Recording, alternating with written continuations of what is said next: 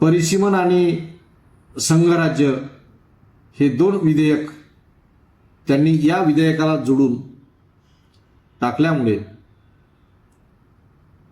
ते विधेयक विरोधी पक्षाने नामंजूर केलं. महिला आरक्षण विधेयक हे तर 2023लाच मंजूर झालं होतं. तत्कालीन सत्ताधारी पक्ष, विरोधी पक्ष या दोघांनी ते मंजूर केलं, परंतु ते भाजपला आरक्षण द्यायचं नव्हतं.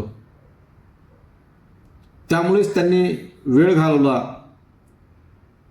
आजही त्यांच्या मनात हे आरक्षण देणं नाही, परंतु कुठंतरी विरोधी पक्ष बदनाम झाला पाहिजे यासाठी त्यांनी हे विधेयक, या विधेयकातच दोन विधेयक वेगळे जोडून हा उपद्व्याप केला.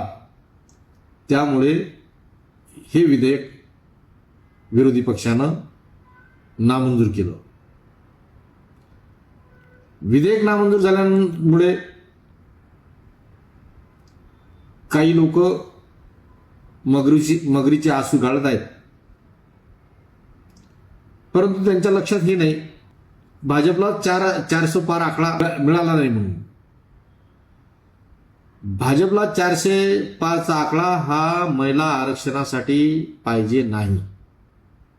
साध्या बहुमताने ते पास होते, परंतु भाजप सरकारला या देशाची घटना, भारतीय राज्यघटना बदलवायची आहे आणि इतर उपद्व्याप करायचे आहे, म्हणून हा 400 पार आकडा त्यांना पाहिजे होता.